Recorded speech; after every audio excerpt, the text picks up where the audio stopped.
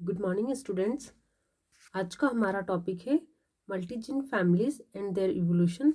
My self Anita Malav, assistant professor, department of botany, GDB government girls college Kota. Multigene families क्या होती हैं? मल्टीजीन families में ऐसी जीन्स आती हैं जो आइडेंटिकल होती हैं या उनकी कुछ सीक्वेंसेस समान होती हैं, या तो उनकी एंटायर सीक्वेंस समान हो सकती है या फिर कुछ पार्शियल या लिमिटेड टू स्पेसिफिक डोमेन्स उनमें समान हो सकते हैं। तो हम देखते हैं कि किसी भी ऑर्गेनिज्म में पाई जाने वाली जीन्स जो मल्टीजीन फैमिलीज बनाती हैं उनकी कुछ सीक्वेंसेस समान हो सकती हैं या वह एंटायर सीक्वेंस भी उनकी समान हो सकती हैं। मल्टीजीन फैमिलीज के लिए ज़रूरी है कि जो दोनों एलील्स हैं उनकी कॉपी होनी चाहिए और आगे आने वाली जनरेशन में वह जानी चाहिए। जीन डुप्लीकेशन को सबसे बड़ा कारण माना गया है मल्टीजीन फैमिलीज की उत्पत्ति का। और हम ये देखते हैं कि जो सेम मल्टीजीन फैमिलीज होती हैं किसी भी इंडिविजुअल में, उनका जो फंक्शन होता है वो डिफरेंट होता है। इस प्रकार से हम देखते हैं कि जो मल्टीजीन फैमिलीज का किसी भी ऑर्गेनिज्म में पाया जाना एक प्रूफ है कि नई जीन्स का जो निर्माण होता है वह जीन डुप्लीकेशन और डाइवर्जेंस के द्वारा होता है। Multigene families are different from related genes which code for similar protein और पेप्टाइड चेन्स। मल्टीजीन फैमिलीज में जो जीन्स हैं वह उन जीन से भिन्न होती हैं जो समान तरह के प्रोटीन्स या आइडेंटिकल्स प्रोटीन, जिनको हम आइसोफॉर्म्स कहते हैं, या आइडेंटिकल एंजाइम या आइसो एंजाइम्स कहते हैं, बनाती हैं। तो दोनों में अंतर होता है। मल्टीजीन फैमिलीज में जो जीन्स आती हैं जो कुछ आइडेंटिकल होती हैं आपस में, एंटायर सीक्वेंस पे आइडेंटिकल हो सकती है, पार्शियल होती हैं, तो इनकी जो प्रोडक्ट है अर्थात इनसे जो बनने वाले प्रोटीन हैं वह भी डिफरेंट होते हैं।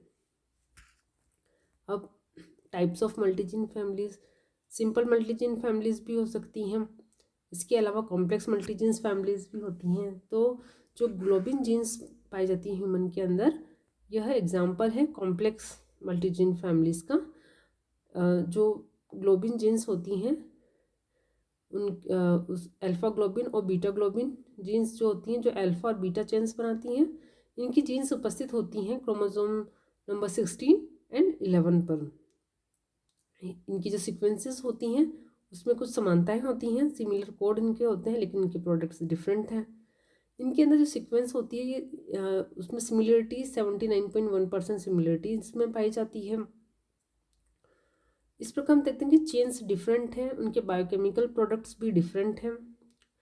इस प्रकार से ये जो जीन्स होती हैं अल्फा और बीटा ग्लोबिन जीन्स, यह मल्टीजीन फैमिलीज ही हैं क्योंकि इनके एंसेस्ट्रल जीन्स समान होती हैं, इनका ओरिजिन समान है क्योंकि इनकी आइडेंटिकल जीन्स या इनकी आइडेंटिकल सीक्वेंसेस इनमें पाई जाती हैं, बट इनके जो प्रोडक्ट हैं वो डिफरेंट हैं।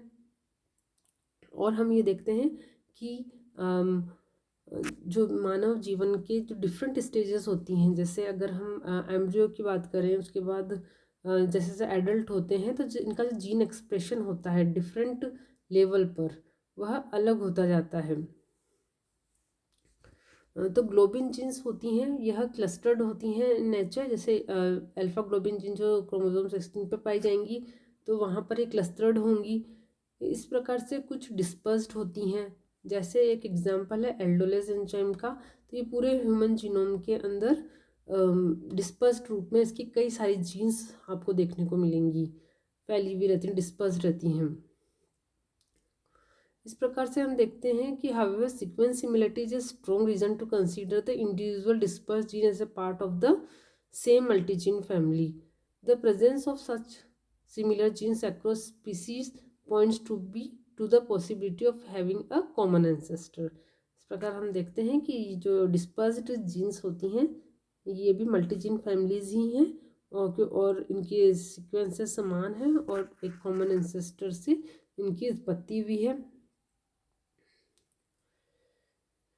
इस प्रकार हम देखते हैं कि ये जो मल्टीजीन फैमिलीज होती हैं, इनके अंदर इनके अगर हम अध्ययन किया जाए या इनका कंपैरेटिव स्टडीज़ किया जाए तो हमें काफ़ी ज़्यादा इवोल्यूशनरी इंफॉर्मेशन हमें इसमें प्राप्त होगी। फाइलोजेनेटिक ट्रीज भी इससे बनाया जा सकता है मल्टीजीन फैमिलीज के अध्ययन के द्वारा। कई बार मल्टीजीन फैमिलीज में ऐसी जीन्स भी होती हैं जो डिसफंक्शन हो जाती हैं। यह कॉपीज तो होती हैं बट इनके अंदर म्यूटेशन होने से इनके अंदर डिसफंक्शनल ये हो जाती हैं, अर्थात यह कोई प्रोडक्ट नहीं बनाती हैं, कोई इन जीन्स का कोई प्रोडक्ट नहीं बनता है। तो इस प्रकार की non functional gene family members को हम सूडो जीन्स कहते हैं। इसके अलावा कुछ मल्टीजीन फैमिलीज को हम सुपर फैमिलीज भी कहते हैं, जैसे अल्फा बीटा ग्लोबिन जीन्स जो होती हैं।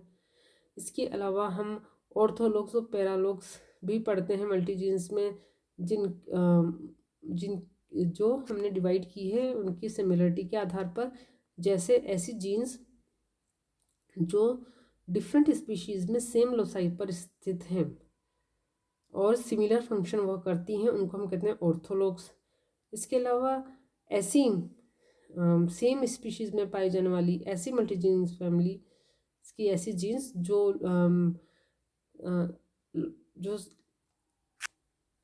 जो सेम लोसाई पर पाई जा रही हैं लेकिन सेम स्पीशीज़ में, उनको हम कहेंगे पैरालॉग्स। अब अगर हम बीटा ग्लोबिन जीन्स ह्यूमन की और चिक्स की देखें तो इनको हम कहेंगे ऑर्थोलॉग्स। लेकिन अल्फा ग्लोबिन और बीटा ग्लोबिन जीन्स जो एक सिंगल इंडिविजुअल में पाई जा रही है, जैसे ह्यूमन के अंदर अल्फा बीटा ग्लोबिन जीन्स पाई जा रही हैं, तो इनको हम कहेंगे पैरालॉग्स। तो जीन डुप्लीकेशन जो होता है इन सब का, जो ऑर्थोलॉग्स जीन बनी या पैरालॉग्स मल्टीजीन फैमिलीज बनी, तो इनका सब जो कारण है वह जीन डुप्लीकेशन है। सेकंड जीन डाइवर्जेंस है, जीन लॉस, एम्प्लीफिकेशन, ये सब कारण बनते हैं मल्टीजीन फैमिलीज बनने के। इसको हम आगे और अच्छे से पढ़ते हैं। Formation of multigene families.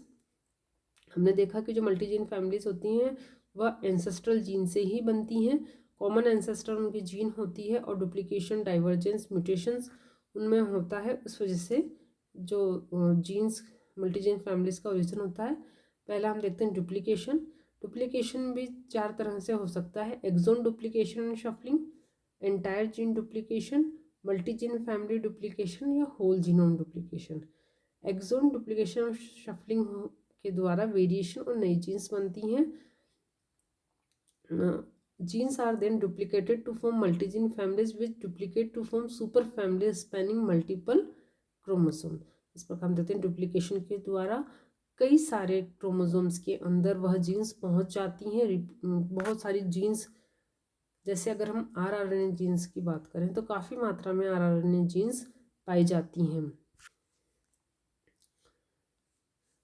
Whole genome duplication doubles the number of copies of every gene and gene family.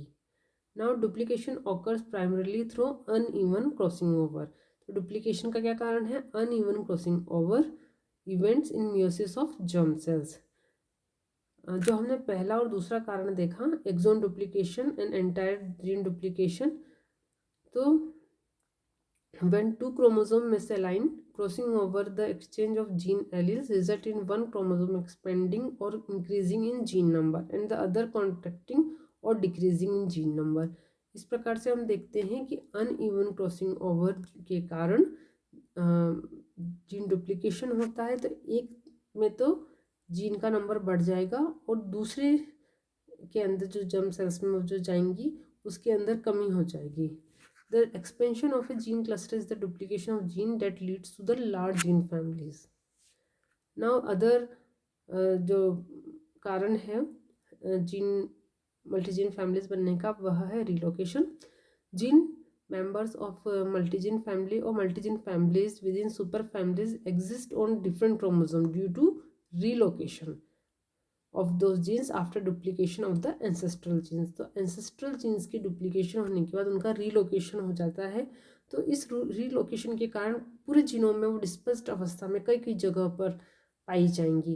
तो इसका एक कारण है relocation का ट्रांसपोजेबल एलिमेंट्स। ट्रांसपोजेबल एलिमेंट्स जो होते हैं उनके 5th और 3 एंड्स पर रिपीटेटेड सीक्वेंसेस होती हैं और इन रिपीटेटेड सीक्वेंसेस को ट्रांसपोसेस जो एंजाइम होता है वह पहचानता है और उसके बाद उनको वहाँ से कट कर लिया जाता है। अगर दो कंपोजिट ट्रांसपोजोन होते हैं, मतलब दो ट्रांसपोजोन पास पास होते हैं, उनको हम कंपोजिट ट्रांसपोजोन कहते हैं। और उनके बीच में जो सीक्वेंसेस होती हैं होंगी, तो जब जो ट्रांसपोजोन जो होंगे वहाँ से जब कट होते हैं, किसी दूसरी जगह पर जाकर जीनोम में जुड़ जाते हैं, तो इनके अंदर आने वाली जो जीन्स भी दूसरे जगह पर पहुँच जाती हैं। इसके अलावा रिवर्स ट्रांसक्रिप्टेशन भी जो है वह जीन मूवमेंट का एक कारण होता है। mRNA ट्रांसक्रिप्ट होता है, उसका पुनः DNA में ट्रांसक्राइब हो जाता है, मतलब रिवर्स ट्रांसक्रिप्शन होता है और DNA बनता है। और ये DNA की जो नई कॉपी होती है यह इंटीग्रेट हो जाती है जीनोम के अंदर। और इस प्रकार से हम देखते हैं कि रीलोकेशन किस प्रकार से जो जीन होती है वह डुप्लीकेशन वाली होकर और नई जगह वो जाकर जुड़ जाती है। कुछ स्पेशल टाइप की मल्टीजीन फैमिलीज भी होती हैं, जैसे लाइन्स और साइंस। अब ये जो फैमिलीज हैं ये हाईली इनके अंदर रिपीटेटिव DNA सीक्वेंसेस होती हैं और यह जीनोम में थ्रू आउट फैली हुई होती हैं और ये बनाती हैं reverse transcriptase enzyme. Reverse transcriptase enzyme बनाने से ये क्या करते हैं कि जो mRNA बनता है उसी को दोबारा रिवर्स ट्रांसक्रिप्शन के द्वारा DNA बनाते हैं और DNA वापस से जीनोम के अंदर जुड़ जाता है। तो जहाँ पर लाइन्स और साइंस होंगे इनकी वजह से क्या होता है, डुप्लीकेशन होता है और नई जीन फैमिलीज का ओरिजिन होता है। डाइवर्जेंस, अगला हम ये देखते हैं कि जब जीन्स का डुप्लीकेशन होता है साथ साथ में उनके सीक्वेंसेस में म्यूटेशंस भी जो होते हैं इकट्ठे होते जाते हैं, अर्थात जुड़ते जाते हैं। उसकी वजह से क्या होता है कि जो सीक्वेंसेस होती हैं उनमें थोड़ा सा डिफरेंस आना शुरू हो जाता है। इसको हम कहते हैं डाइवर्जेंस। सीक्वेंसेस काफ़ी मात्रा में उनके समान है, लेकिन अब क्या हुआ कि म्यूटेशन एक्यूमुलेट हो गया तो उनका फंक्शन चेंज हो गया। इस प्रकार से म्यूटेशन जो होता है, mutation allow duplicate genes to acquire new और डिफरेंट फंक्शन। इस प्रकार से डाइवर्जेंस होता है। कॉन्जर्टेड इवोल्यूशन क्या होता है, हम देखते हैं कुछ मल्टीजीन फैमिलीज होती हैं एक्सट्रीमली होमोजीनस होती हैं और काफ़ी मात्रा में उनकी आइडेंटिकल सीक्वेंसेस होती हैं। तो ऐसी जो जीन फैमिलीज होती हैं वो कंजर्टेड इवोल्यूशन के द्वारा बनती हैं। अब कंजर्टेड इवोल्यूशन कैसे बनता है, वह होता है repeated cycles of unequal crossing over events. जब जो अनइक्वल क्रॉसिंग ओवर होता है वो बार बार होता है तो क्या होता है कि जो सीक्वेंसेस बनती हैं वह काफ़ी होमोजीनस हो जाती हैं और इस प्रकार से unequal crossing over leads to the expansion and contraction of gene families. Gene families have an optimal size range that natural selection act towards. अगर natural selection के द्वारा ये फेवर होता है तो ये अगली पीढ़ी में ये पहुंच जाती हैं और इस प्रकार से मल्टीजीन फैमिलीज का ओरिजिन होता है through concerted evolution. Now multigene families and evolution. Comparative studies जब हम करते हैं यूकेरियोट्स के अंदर मल्टीजीन फैमिलीज की, तो हमें पता लगता है कि इनका एक कॉमन एंसेस्ट्रल जीन होती है। तो हमें मल्टीजीन फैमिलीज के अध्ययन के द्वारा हम कंपैरेटिव स्टडीज हम करते हैं स्पीशीज के बीच में। The new genes have evolve as a result of gene duplication divergence. हमें पता लगता है कि जो जीन डुप्लीकेशन और डाइवर्जेंस के द्वारा ही नई जीन्स बनती हैं। Since the individual gene of A same species diverge faster, एक ही सेम स्पीशीज के अंदर पाई जाने वाली जो जीन्स होती हैं उनमें डाइवर्जन ज़्यादा होता है, फास्टर होता है। किसकी तुलना में, दो स्पीशीज के अंदर पाई जाने वाली जो सीक्वेंसेस हैं जो मल्टीजीन फैमिलीज होती हैं उनमें डाइवर्जन कम होता है और डाइवर्जन फास्टर सेम स्पीशीज में ही होता है। इस प्रकार हम देखते हैं कि मल्टीजीन फैमिलीज के अध्ययन के द्वारा हम फाइलोजेनेटिक ट्री को कंस्ट्रक्ट कर सकते हैं।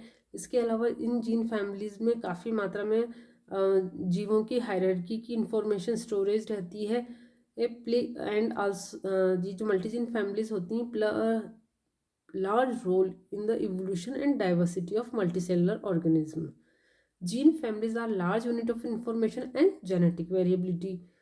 इस प्रकार हम देखते हैं कि जैसे जैसे इवोल्यूशन होता गया तो जीन फैमिलीज जो हुई उनमें एक्सपेंडेड हो गई, साथ में कॉन्ट्रैक्टेड भी हुई, नई जीन्स उनमें बनती गई, कुछ जीन्स उसमें लॉस्ट होती गई। इस प्रकार देखते हैं in several evolutionary lineages genes are gained and lost at relatively same rates. अगला है adaptive expansion of genes families occurs when natural selection would favour additional gene copies. Adaptive expansion अगर हो रहा है अर्थात नई जीन्स अगर जुड़ रही हैं और नेचुरल सिलेक्शन के द्वारा उनको फेवर कर लिया जाता है तो वह अगली पीढ़ी में पहुंच जाती हैं। हम ये देखते हैं कि अधिकतर एडप्टिव एक्सपेंशन होता है वह कब होता है, जब स्पीशीज पर एनवायरमेंटल स्ट्रेस जब होता है। तो इस प्रकार से जो जीन्स होती हैं वह नई तरह की जीन्स जो होती हैं वो ऐड होती जाती हैं और एडप्टिव एक्सपेंशन देखने को मिलता है।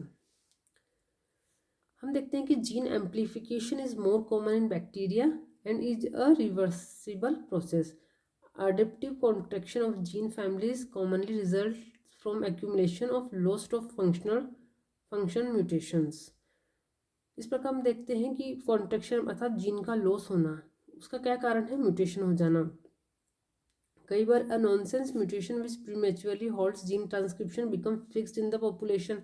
नॉनसेंस म्यूटेशन के कारण क्या होता है कि स्टॉप वहाँ पर वो हो जाता है, तो वो जो जीन्स होती हैं उनके ट्रांसक्रिप्शन नहीं हो पाता है और इस प्रकार से जीन का लॉस हो जाता है। न्यू जीन फैमिलीज जो होती हैं उनका जो ओरिजिन होता है, हमने देखा कि कॉमन एंसेस्ट्रल जीन्स जो होती हैं उन्हीं से होता है। जैसे जैसे जीन डुप्लीकेशन होता है साथ में उनमें क्या होता है, म्यूटेशन भी काफ़ी मात्रा में जुड़ता जाता है और इस प्रकार से जीन डुप्लीकेशन, उसके आगे डाइवर्जेंस और इस प्रकार से नई जीन फैमिलीज की उत्पत्ति देखने को मिलती है। इस प्रकार हम देखते हैं कि जो नई जीन फैमिलीज बनी हैं उनका क्या कारण है, डुप्लीकेशन, रीलोकेशन एंड डाइवर्जेंस। कई बार क्या होता है कि जो जीन फैमिलीज हैं वो पूरी ही लॉस्ट हो जाती हैं। क्या कारण है, एक जीन का लॉस्ट होना या फिर loss of entire gene family, और इसकी वजह से पूरी की पूरी जो जीन फैमिली होती है वो ख़त्म हो जाती है। The continuous loss of gene eventually leads to the extinction of the gene family. और इस प्रकार से कंटिन्यूस अगर जीन का लॉस हो जाता है तो ऐसी जीन फैमिली भी पूरी एक्सटिंक्ट हो जाती हैं, पूरी तरह से ख़त्म हो जाती हैं। जीन लॉस में be the deletion of genes और complete loss of function becoming pseudo genes. और इस प्रकार हम देखते हैं कि कई जीन्स के बारे में हमने पहले पढ़ा कि जो अपना फंक्शन बिल्कुल खो चुकी हैं, तो उन जीन्स को हम क्या कहते हैं, सूडो जीन्स भी कहते हैं। एग्जाम्पल ऑफ मल्टीजीन फैमिलीज, जैसे हमने देखा कि मल्टीजीन फैमिलीज जो होती हैं उनकी उत्पत्ति जो होती है, क्योंकि एक सेल को कोई प्रोटीन होता है उसको लार्ज मात्रा में, बहुत लार्ज क्वांटिटी में उसको बनाना होता है, तो जीन्स भी ज़्यादा चाहिए। जैसे हम यहाँ एक एग्जांपल देखें 5S RNA का, तो 5S RNA जो है उसकी 2000 जीन्स पाई जाती हैं ह्यूमन जीनोम के अंदर। तो यह एक एग्जांपल है मल्टीजीन फैमिली का। इसके अलावा actin, immunoglobins, interferon, tubulin, haemoglobin और हिस्टोन जो है यह भी मल्टीजीन फैमिलीज के ही एग्जाम्पल हैं। जैसे हमने देखा, अगर हम देखें histone H2A, H2B, H3 and H4 type के पाए जा रहे हैं, तो यह भी मल्टीजीन फैमिलीज ही हैं और इनकी उत्पत्ति कॉमन एंसेस्ट्रल जीन से हुई है और धीरे धीरे इनमें सीक्वेंसेस जो हैं सेम थी लेकिन थोड़ा थोड़ा सा इनके प्रोडक्ट डिफरेंट हो गया है। तो इस प्रकार से हमने देखा कि इतनी तरह तरह की मल्टीजीन फैमिलीज होती हैं, किस तरह से इनकी उत्पत्ति हुई है। आशा है आज का लेक्चर आपको समझ में आया होगा। Please subscribe YouTube channel CCE Raj GDP GGC Kota. धन्यवाद।